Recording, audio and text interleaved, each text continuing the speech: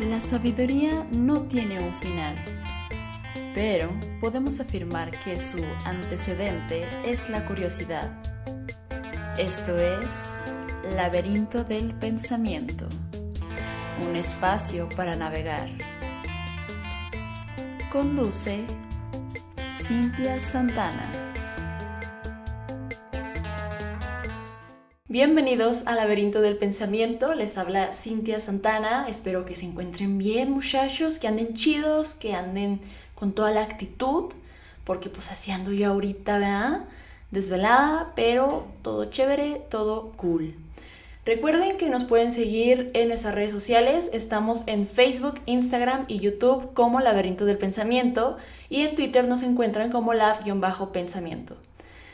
Muchachos bonitos, delicados y hermosos, el día de hoy vamos a tocar un tema mucho más local, más de nosotros, del barrio que es México y su nacionalidad. Este tema me encanta. De hecho, se me vino la idea de hablar sobre esto porque hace unos años hice un trabajo de este tema y me pareció súper interesante. Ya ven que por lo muy general la filosofía en Occidente únicamente se enfoca como en las Europas, ¿verdad? En realidad son pocas las veces en las que se mencionan filósofos y filosofías latinoamericanas o específicamente mexicanas, que es lo que vamos a estar haciendo el día de hoy.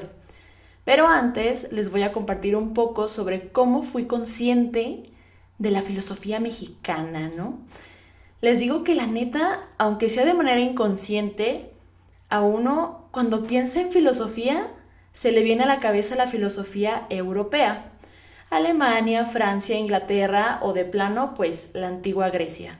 Personajes como Sócrates, Platón, Aristóteles o como Heidegger, Schopenhauer, Sartre, Nietzsche, etc. Creo que muchos nos quedamos con esa idea y pocas veces reflexionamos sobre nuestro contexto como filosofía, ¿saben? Por ejemplo, ¿qué es lo que hace que pensemos similar en algunas cosas como sociedad? Fuera de lo político o religioso, etcétera, ¿no? Otras cosas. Hay algo que va más allá de esto. Quizá podríamos hablar de la psicología del mexicano, que, por cierto, recordemos que la psicología es una rama de la filosofía.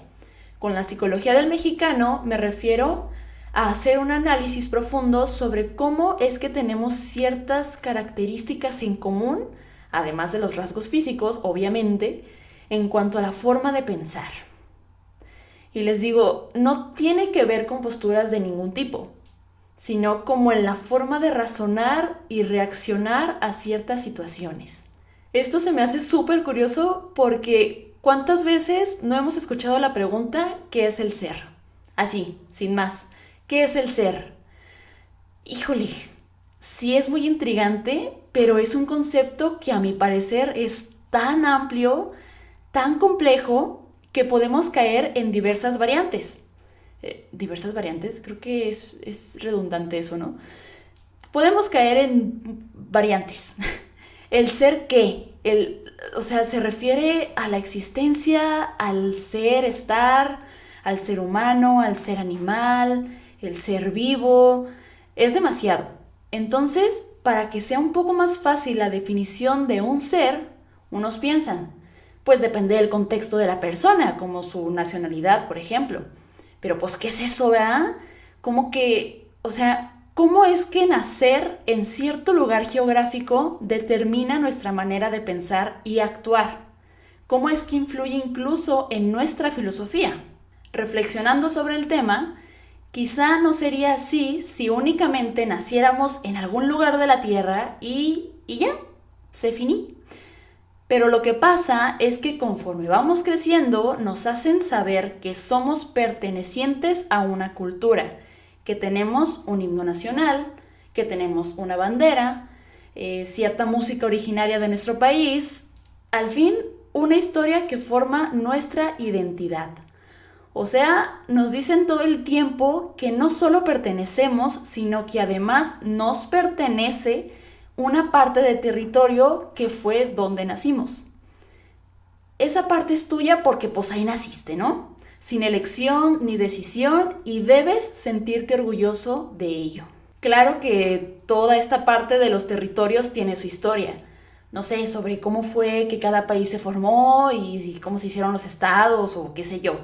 La neta, ignoro esa información, ignoro esa parte de la historia, no nos vamos a centrar en eso, sino que lo que voy a hacer es compartir mis reflexiones a partir de algo más psicológico, cultural, social, del colectivo e individuo mexicano, ¿ok? Arre. Hubo una persona a la que toda esta cuestión le pareció tan interesante que escribió un libro que se llama El perfil del hombre y la cultura en México, publicado en el año 1934. Estamos hablando desde antes de la Segunda Guerra Mundial.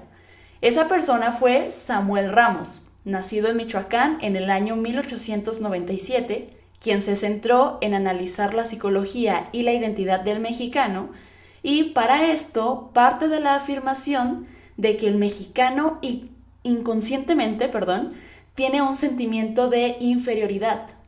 Pero antes de adentrarnos en la teoría de Samuel Ramos, tenemos que sí o sí revisar, aunque sea un poquito, a Alfred Adler, que fue un psicoterapeuta austriaco del siglo pasado, porque el sentimiento de inferioridad en el mexicano se basa completamente en la psicología del complejo de inferioridad de Adler.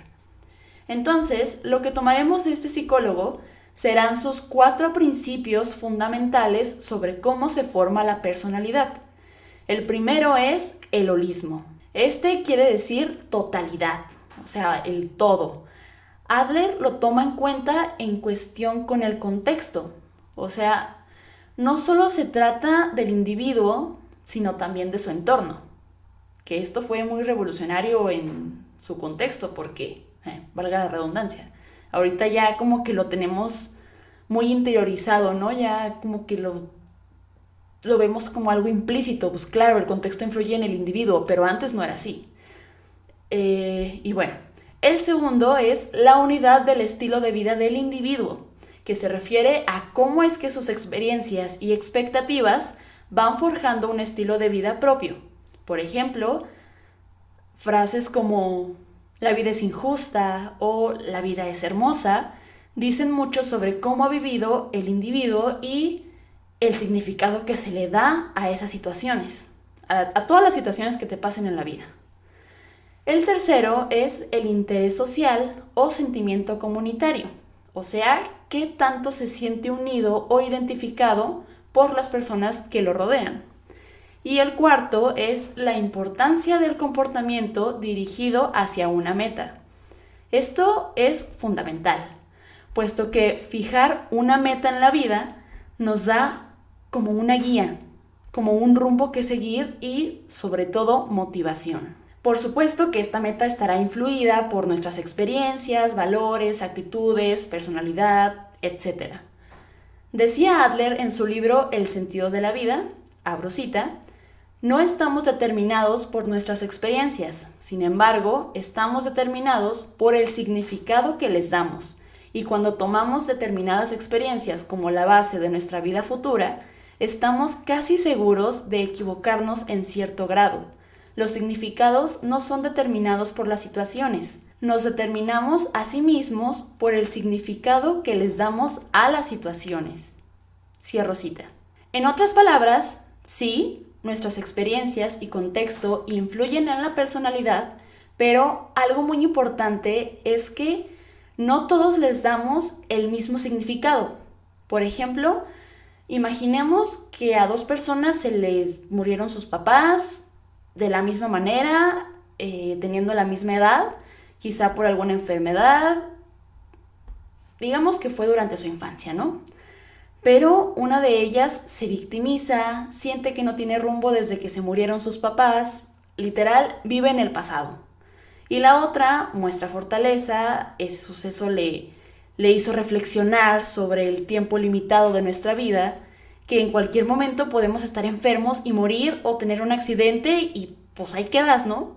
Entonces, mientras que a una ese suceso solo le sirvió para estarse lamentando y arrepintiéndose todo el tiempo, a la otra le sirvió para ser consciente sobre lo que quiere hacer en su vida y aprovechar el tiempo lo mejor que se pueda. Obviamente, ambas tuvieron su lapso de luto y todo, ¿eh? Tampoco estamos hablando de personas que son frías.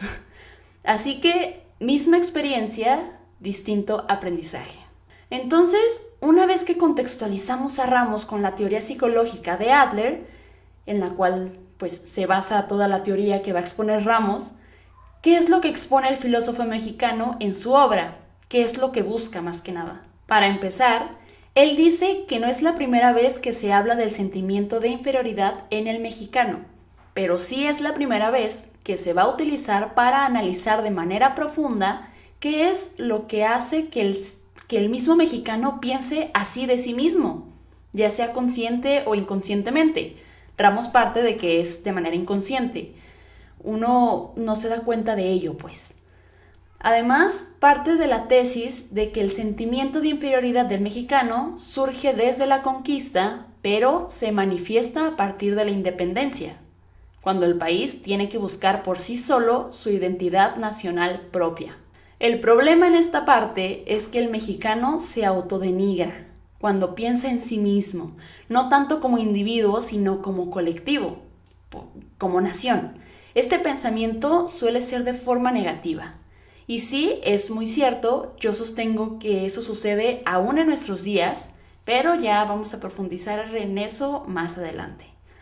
Entonces, dice Ramos, al no encontrar su propia identidad, el mexicano imita al europeo, pero a la vez tiene cierto rechazo por eso mismo.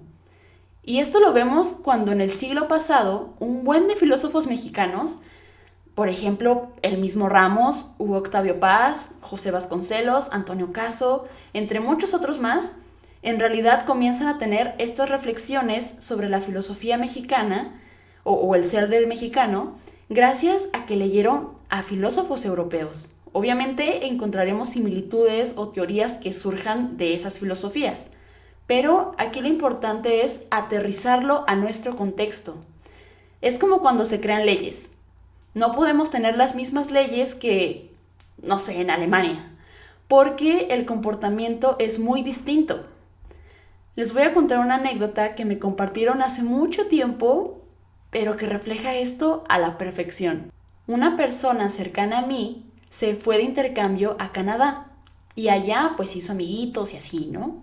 Entonces, una vez que estaba platicando con una amiga, ella le preguntó, ¿y cómo es tu casa en México? Y mi conocida le empezó a contar.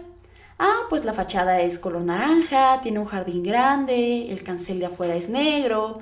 Y en eso la chava canadiense se le queda viendo raro y le pregunta, ¿cómo que el cancel de afuera? Y le dice mi conocida, sí, pues el cancel que está en la parte de afuera de las casas. Y la otra se quedó así de, chinga, pues ¿cuál, eh?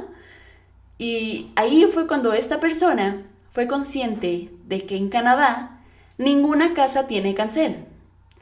O sea, aquí en México es muy, muy rara la casa que no tiene un cancel del lado que da a la calle. Y además las protecciones en las ventanas, incluso en la puerta principal. Parece que vivimos en una cárcel. Y esto es debido a que no confiamos en los que nos rodean. Porque hay mucha inseguridad. Porque muchas veces en lo primero que pensamos es ¿qué tan segura es la colonia en la que vivo? Y luego queremos ponerle cancel a todo porque pues no vaya a ser que entren a la casa a robar, cosa que en Canadá es muy raro que suceda, ¿verdad? Aquí tenemos contempladas muchas cosas cotidianas que nos parecen de lo más normal, que en otros lugares, igual no propiamente en Europa, pero en general en otros países que pues ni en cuenta, hasta les parece raro. En fin. Esa es la anécdota que les quería contar y lo relativo que puede ser la cotidianidad de un país a otro. Como les decía, Ramos en el capítulo de su libro que se llama La imitación dice lo siguiente, abro cita. El mimetismo ha sido un fenómeno inconsciente que descubre un carácter peculiar de la psicología mestiza. No es la vanidad de aparentar una cultura lo que ha determinado la imitación. A lo que se ha tendido inconscientemente es a ocultar no solo de la mirada ajena, sino de la propia, la incultura. Para que algo tienda a imitarse, es preciso creer que vale la pena ser imitado. Así que no se explicaría nuestro mimetismo si no hubiera cierta comprensión del valor de la cultura. Aquí quiero opinar algo. En lo personal, no creo que imitar o copiar cualquier cosa sea malo si lo haces en partes y como prueba y error. Esto me recuerda al libro que se llama Roba como un artista, del autor Austin Kleon. Tal vez algunos me van a decir, ay Cintia, no te pases de ver, ¿cómo puedes comparar a Samuel Ramos con ese güey? Para los que no saben a qué me refiero con este libro, hagan de cuenta que el autor te da consejos sobre cómo ser creativo, pero en el fondo también conlleva el encontrar tu identidad como artista mediante el robo, que sería básicamente copiando a otros. O sea, robar es igual a copiar, no literalmente robar. Déjenme les explico el punto al que quiero llegar. Kleon nos dice, tú roba lo que más te guste de la gente a la que admiras. Si ves que fulanito tiene una técnica bien chida para pintar o para escribir o lo que sea, cópialo. No es como que todo el tiempo vayas a estarlo haciendo porque, para empezar, es imposible copiar al 100% algo. Poco a poco lo vas a ir moldeando a tu gusto, a cómo te sientas más cómodo. Quizá después te deje de gustar eso mismo y vas a copiarle a más personas. Aquí lo interesante es que no solo te inspires, sino que copies lo que más te gusta de cualquier área. Lo apliques y vas a ver cómo vas a ir forjando tu identidad como artista. Así es como la gente va ubicando tu trabajo. Creo que así sucede también con la identidad tanto del individuo como de una nación. Por ejemplo, con la música.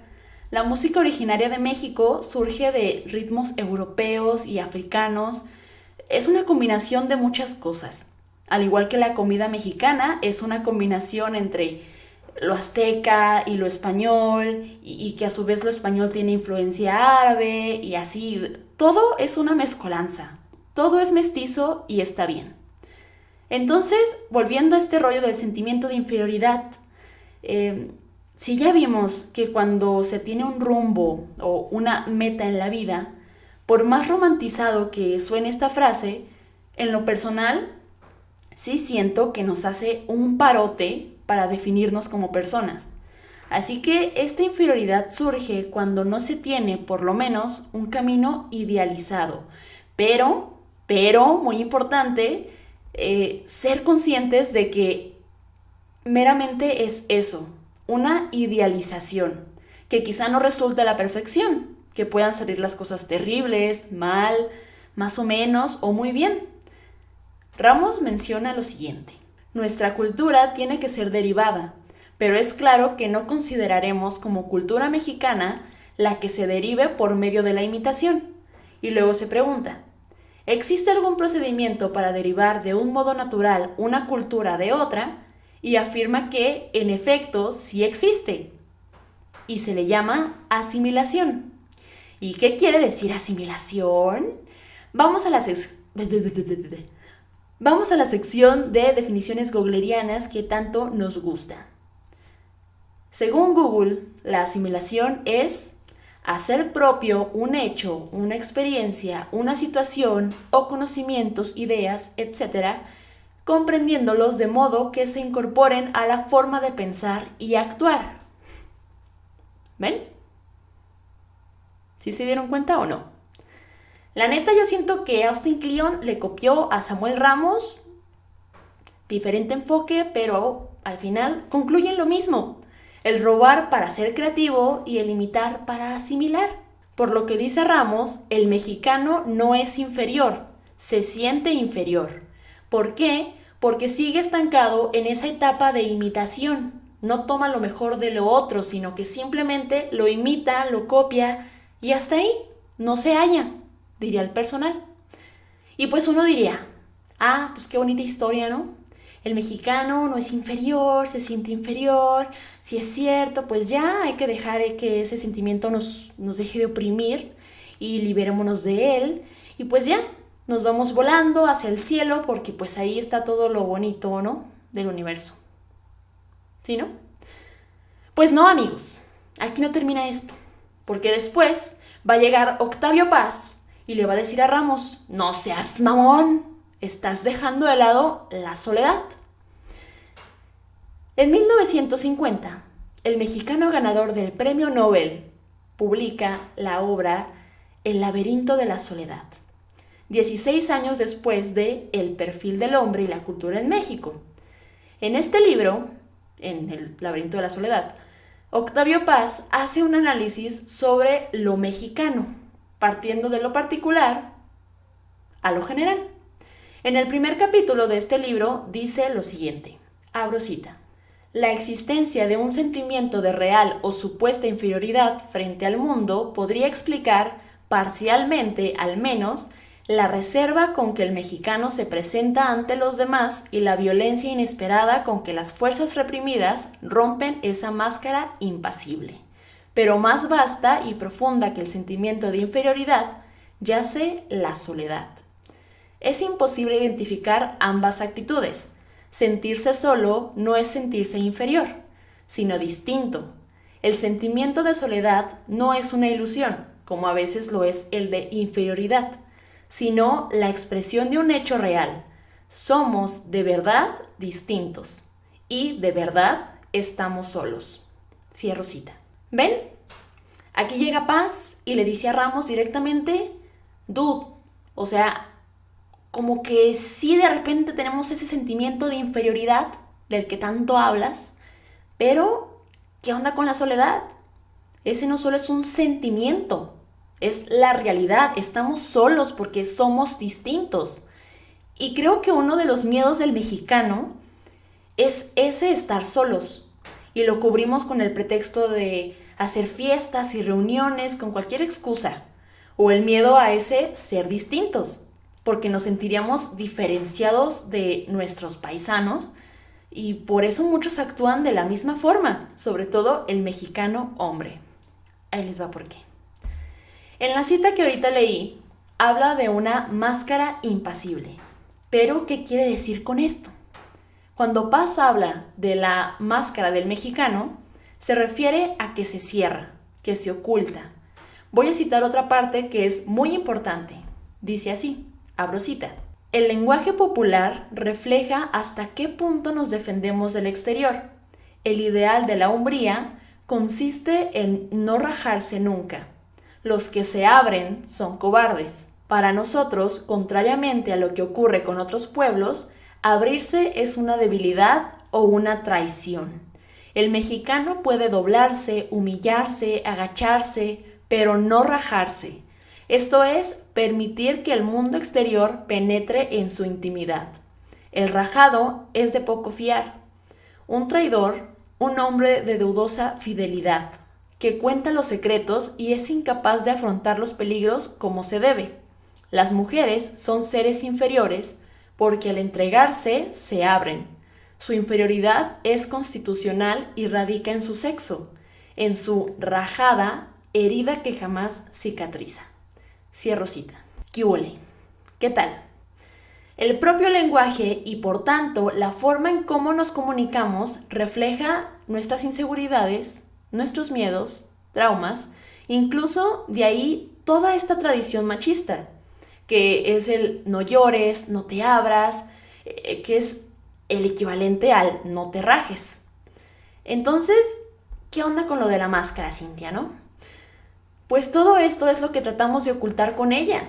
Vivimos con esta máscara sin saber que la tenemos puesta al ocultar nuestras emociones, todo lo que sentimos, al no abrirnos, porque, según el mexicano, es una señal de debilidad e incluso una razón para no confiar en el otro. Y que si esta máscara se llega a quitar o a caer, los demás pueden reaccionar de manera violenta al aceptar que son distintos, que están solos y no siempre pertenecerán a ese mismo carácter que los distingue. Así lo veo yo. Aquí, al principio, cuando estaba hablando sobre Ramos, no lo mencioné, pero él también hace referencia a este personaje que es como el machista, como el que busca pleito, y él lo llama el pelado. ¿Cómo lo define?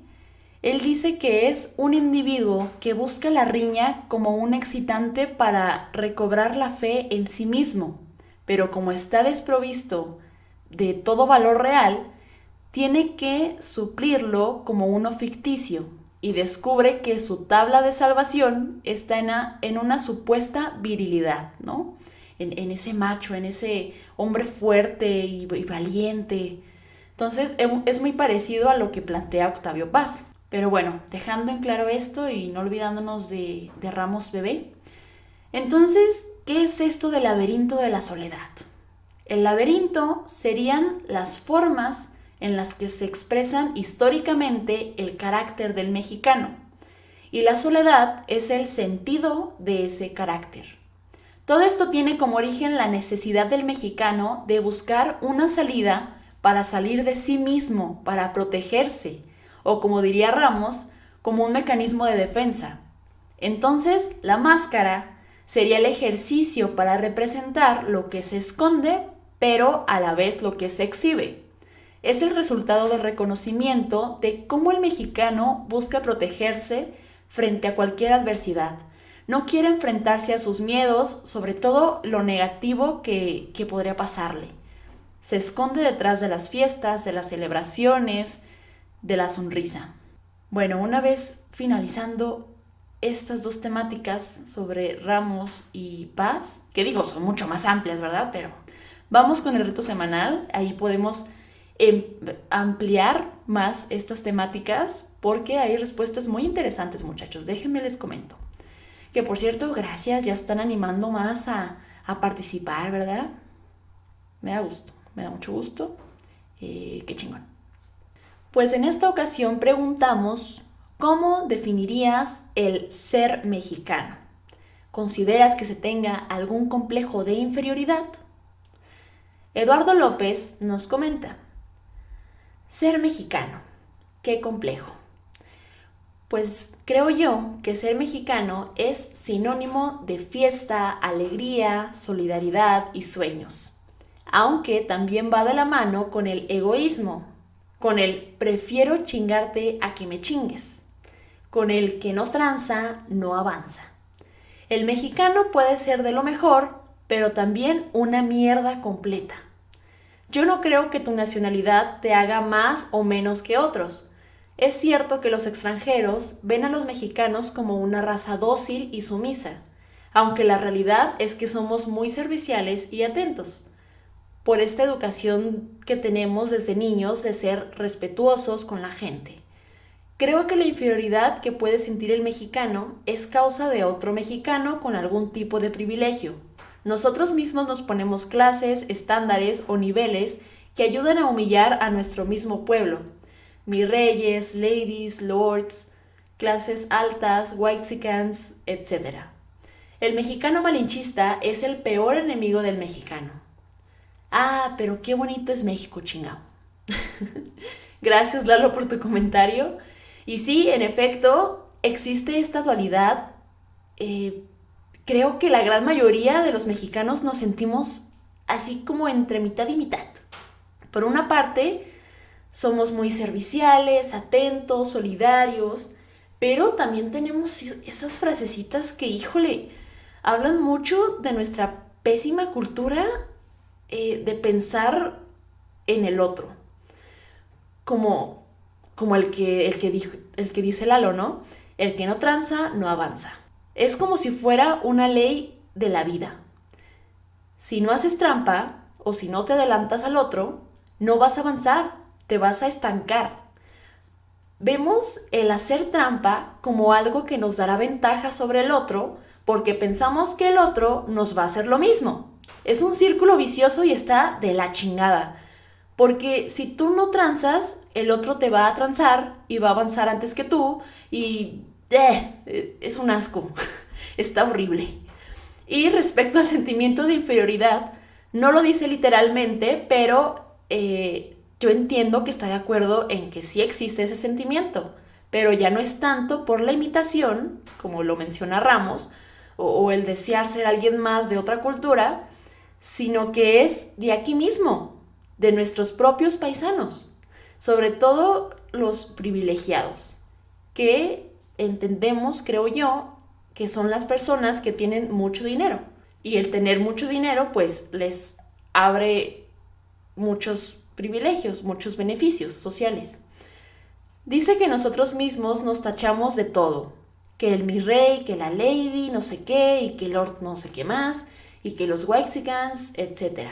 Y sí es cierto, sobre todo ahorita que en todo momento se puede grabar cualquier situación de la vida y la facilidad de hacerlo público a nivel mundial, incluso por medio de las redes sociales. A estas personas que por lo general se les etiqueta como Waxicans, muchas veces se sienten superior a los demás por el simple hecho de que, pues no sé, viajan por todo el mundo y compran cosas muy caras y hablan otros idiomas. Que a ver, aquí por cierto, este es un tema que quería tocar desde hace rato, pero se me fue la onda. Entonces voy a aprovechar este comentario para meterlo. Las personas que se creen por hablar otro idioma, sobre todo cuando hablamos de inglés o algún idioma europeo, no sé, alemán, francés, el que sea. ¿Qué onda? Lo menciono porque, por ejemplo, ahí les va un trauma de la infancia, ¿verdad? Que seguramente a muchos les pasó, por eso lo voy a compartir. Cuando estaba en la primaria, yo veía que a mis compañeros que sabían pronunciar bien el inglés, se burlaban de ellos. Les decían cosas como, ay, como ya habla inglés, se cree la muy, muy, ¿no? O, ay, qué fresa, habla inglés. Y a mí por esto me daba mucha pena hablar en inglés. O al contrario, también tuve mi momento de sentirme superior a los demás. O sea, hablo de esto porque yo también lo llegué a sentir en su momento. Por el simple hecho de que ya sabía cómo decir hi, hello, o pencil, o pink, o blue. Cualquier pendejada, pues. Entonces, ¿qué pedo? ¿Se fijan cómo desde ahí le estamos dando un valor superior a ese idioma? ¿Por qué? Yo digo que una gran parte de esto es porque nos saturan en los medios de comunicación, bueno, más bien anteriormente, ahorita también, pero como que ya somos más conscientes de esto, ¿no? Pero anteriormente en la televisión, no sé, ponían a personajes que eran los protagonistas estadounidenses, y cuando mencionaban frases o palabras en inglés, lo hacían de forma pues muy natural. Y también tomando en cuenta ese estereotipo de personaje protagonista que era el popular y el que todos querían y admiraban, ya sea porque su físico se consideraba atractivo o tenía alguna habilidad con los deportes, sobre todo con los deportes, ¿no? La gente que era como habilidosa en el área cultural o artística era como los a nadie le importa. Pero si fuera, si su habilidad estaba en los deportes o físicamente era atractivo, pues con eso era suficiente. Y muchas veces eran personajes pues con rasgos estadounidenses, vaya, o sea, al estereotipo pues de rubios y delgados y altos y así, ¿no? No sé, pudieran ser varias cosas, pues solo por eso era alguien que se creía superior a los demás. O sea, nos quedamos con esa idea. Lo que nos lleva a lo último que dijo Lalo. El mexicano malinchista es el peor enemigo del mexicano. Y esto lo tomo en cuenta porque yo llegué a escuchar a señoras mexicanas, no sé, vecinas o así, cuando estaba chiquirringuis, que decían, ay, es que yo quería que mi hija saliera güerita, o así, o sea, tenían como mucho apego a ese estereotipo de persona estadounidense, no sé, como Britney Spears o algo así. Como que empezó a llegar mucho esta influencia, ¿no? Pero bueno, muchas gracias, Dalo, por tu comentario. Me explayé aquí un poco, pero de eso se trata. De eso se trata, de compartir reflexiones y hacer la catarsis y bla, bla, bla. Ramón Arceo nos dice lo siguiente. Quizá es un cliché, pero estoy de acuerdo con lo que Octavio Paz relata en su Laberinto de la Soledad. Hay diversas fases que nos convierten en seres que pertenecen a una identidad, la cual es difícil de definir, que no lo define una moda ni una fiesta. Quizá lo que ayuda a identificar es un modo de actuar, por no decir modo de ser. tomando la idea de la dialéctica de la soledad, al pensarnos como seres solitarios, tendríamos que caer en cuenta que hay algo en los mexicanos que los hace de un mismo conjunto. Pienso que el ser mexicano está no solo en la nacionalidad, sino en identificar como un modo de pensar,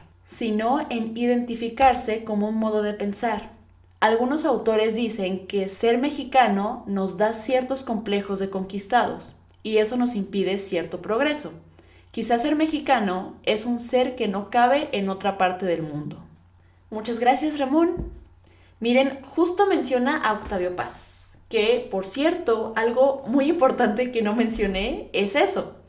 Cuando nos pensamos como seres solitarios es cuando nos hacemos conscientes de lo que pasa con nosotros mismos, de cómo nos sentimos. Pero por esa forma de ser, entramos en un estado de negación. Por eso dice Ramón que no solamente la nacionalidad nos otorga ese papel del mexicano, hay algo más profundo. Yo al principio lo definía como lo que nos une al tener ciertas similitudes al pensar o actuar. Él lo define como un modo de pensar que nos identifica. Claro, porque compartimos una historia sobre todo. Compartimos lo que se nos ha dicho sobre nosotros, a pesar de no pertenecer a esos contextos antiguos.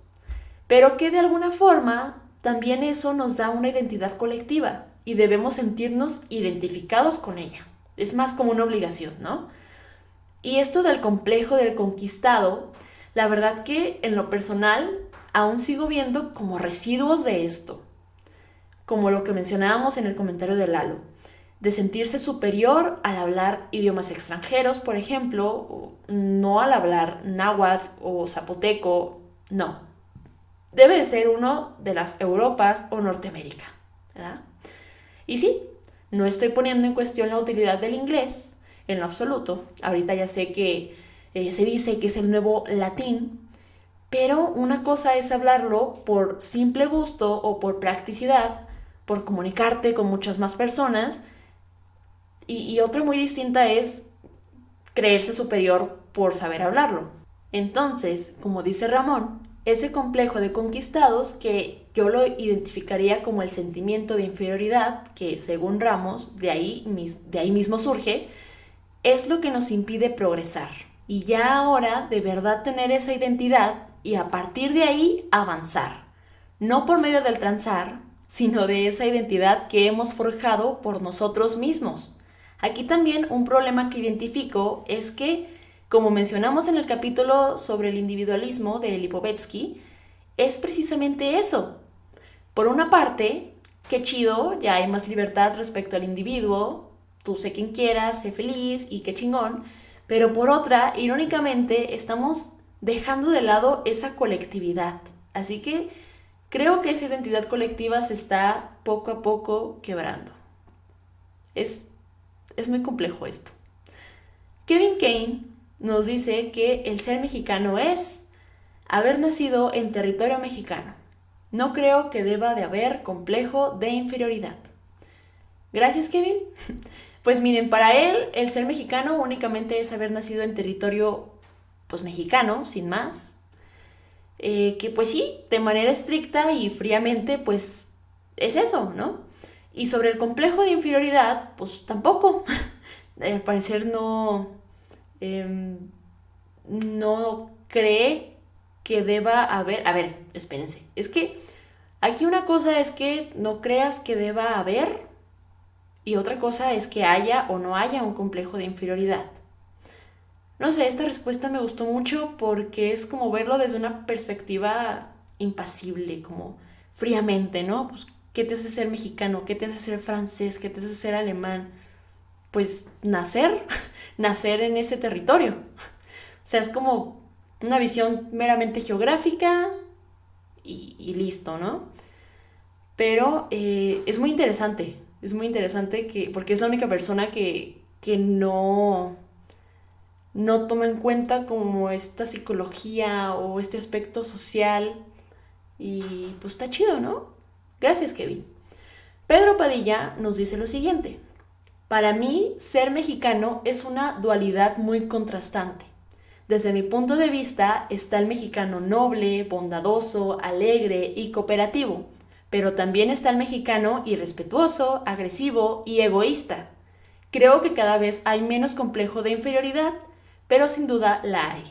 Tal vez porque desde la llegada de los españoles fue así, impresionándose fácilmente con los de fuera y los artefactos de los mismos. Gracias, Pedro, por tu respuesta. Fíjense, lo que él piensa es muy similar al comentario de Lalo. Toma en cuenta esta dualidad del mexicano bondadoso y alegre, pero también agresivo y egoísta.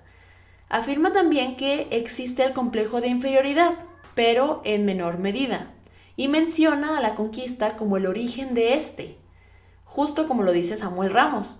Algo que me parece muy interesante es esto que dice al final, impresionándose fácilmente con los de fuera y los artefactos de los mismos. Que bueno, acá en la conquista pues fue para allá una conquista, ¿no? Pero ya analizándolo como en un contexto actual, más contemporáneo, creo que a veces dejamos de ver personas y solo vemos ídolos o héroes y nos sentimos súper impresionados con ellos. Siento que eso le sucede mucho al mexicano, el sorprenderse fácilmente y además envidiar los artefactos o nuevas tecnologías de otros lugares, que también en parte puede ser por el malinchismo. Y también ahí influyen cosas como que, no sé, en México no se apoya de la misma manera que en las Europas, ¿verdad? A lo científico, a lo tecnológico. Ahí también influyen otros factores, pero hay que tomar en cuenta que también muchas veces nos guiamos por ese rumbo del malinchismo, ¿no? Por el hecho de que venga de otro lugar, ya es como, wow, es de gran calidad. Incluso esto ha sido una gran estrategia de venta. Cuando te dicen cosas como, pues tal ropa o X cosa viene de tal país europeo. Uy, y ya pensamos que es lo mejor de lo mejor, ¿no? Que ya somos bien fashion. Habrá gente que piense así, ¿no? No lo dudo en absoluto. Y bueno, ya ni hablar del sueño americano. Pero, en la época de Ramos y Paz estaba en pleno auge todo esto. Todos querían ir allá a los United porque pues era la tierra de las oportunidades y todo ese rollo, ya saben. Por esto, Paz y Ramos siento que toman mucho en cuenta esta cuestión del extranjero, ¿no? Y lo que parte para la identidad del mexicano. Y Octavio Paz, cuando comienza su libro del laberinto de la soledad, narra su vivencia allá en los United, ¿no? Con los pachucos y todo esto, que dice que son personas que no se mezclan, o sea, están entre lo mexicano y lo estadounidense y el folclore y bueno. Es muy interesante la forma en cómo Paz lo aborda porque habla desde su misma experiencia, no tanto como en tercera persona como lo hace Ramos, que también es muy, muy padre, ¿no? A mí ambos me gustan mucho. Y bueno, Gabriel Ramos nos comenta lo siguiente. Ya lo decía Paz, la rajada, la chingada, nuestro complejo a ser ultrajados, de abrirnos y que nos roben o lastimen. Gracias, Gabriel, perdón. Pues justo, al parecer también está de acuerdo con Octavio Paz. Con esta máscara que usa inconscientemente para ocultar sus penas y miedos, porque pues no vaya a verse débil o afeminado incluso, ¿no? Que esto era de lo peor que le podía pasar a un hombre varonil, macho y fuerte. Pero, miren, en conclusión, es un tema que en verdad da para mucho más. Si le sigo, podemos caer en un bucle, en un loop, le llaman, un infinito, porque, como decía Octavio Paz, nuevas circunstancias generan nuevas reacciones, lo que nos lleva a la nueva circunstancia que es la tecnología, las redes sociales y nuevas reacciones que es el cómo se manifiesta lo peor y a la vez lo mejor del ser humano en general mediante estas. Continuamente estamos exponiendo lo que queremos que los demás sepan de nosotros y en ese procedimiento reflejamos un chingo de cosas. Creo que las redes sociales serían la actualización de las máscaras mexicanas de las que hablaba Octavio Paz, ¿no creen? ¿Ustedes qué opinan de todo este tema tan complejo y tan laberintesco como este programa? ¿Creen que es vigente ese sentimiento de inferioridad en el mexicano? ¿Creen siquiera que alguna vez existió ese sentimiento? ¿Tenemos una identidad colectiva actualmente? En lo personal, sí creo en ese sentimiento de inferioridad y en la actualidad aún quedan residuos. O sea, la neta, poco a poco hemos trabajado en aceptarnos tanto individual como colectivamente, tanto física como mentalmente. Y también nos hemos enfocado en las mejores cualidades, en el ser atentos, amables, alegres. Y también se ha trabajado en aceptar que no siempre tenemos que estar felices o de fiesta, que hay momentos de tristeza y de enojo, y está bien que la gente se dé cuenta que en realidad eso no refleja debilidad, en lo absoluto. Así, desde mi perspectiva, la identidad mexicana ha evolucionado muchísimo. Esa visión machista, por ejemplo, anteriormente ni siquiera se contemplaba, o sea, ni pasaba por la mente como cuestionamiento, simplemente era y ya, así como fue con la esclavitud. Y ahora es tema que está en todos lados, ya somos conscientes de ello, así que yo de verdad siento que vamos por buen camino, aún nos falta un chingo, pero hay voluntad. Y eso es lo que importa, eso está chido, ¿no? Pues hasta aquí el episodio del día de hoy, muchachos, 25 de julio. Pero aún no se vayan porque les voy a recomendar algo bien chido. Amigos, para quienes les mama estar viendo series y películas de cualquier tipo, de culto, del Netflix, de los superhéroes, de lo que sea, les recomiendo un chingo que visiten el blog de Bennu Winchester. Así, tal cual, lo buscan en Google o para los que me están viendo aquí en el YouTube, hola, les dejo el enlace al blog aquí en la cajilla de comentarios, ¿no? Como dicen los influencers. Lo que hace Bennu es que combina la cultura pop con tintes de psicología, filosofía, estética, lingüística. De verdad que este muchacho es un lector voraz, por lo que hace referencias de todo tipo en sus escritos. Y por cierto, para quienes les gusta la serie de Dark, justo acaba de subir un análisis que la neta no he querido leer todavía porque no he visto la serie y como pues ya todo el tiempo que entra a Facebook es lo único que publica, nada, pues me estoy viendo en la obligación de comenzarla. La entrada de su blog sobre Dark se llama Un incesto pre- y post-apocalíptico. Entonces vayan a checar este blog, la neta está muy chido y lo mejor es que invita a la reflexión, que es lo que buscamos en el laberinto del pensamiento, muchachos.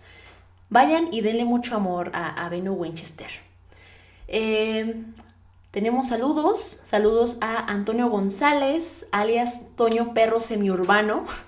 Gracias, Toño, por el libro del idealismo filosófico, eres lo máximo.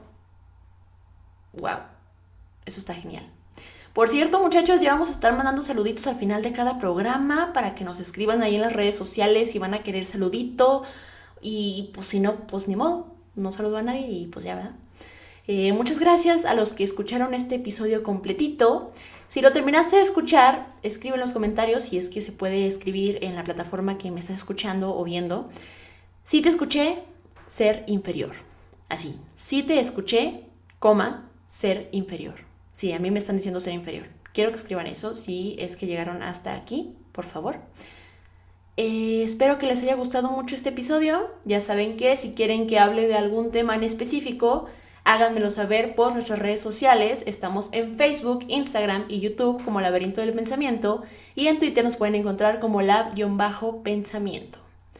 Gracias a los que nos estuvieron escuchando y viendo y mandando amor y respondiendo al reto semanal y dándole reaccionar a nuestras publicaciones y así. Gracias. Y pues nos vemos la próxima semana. Bye.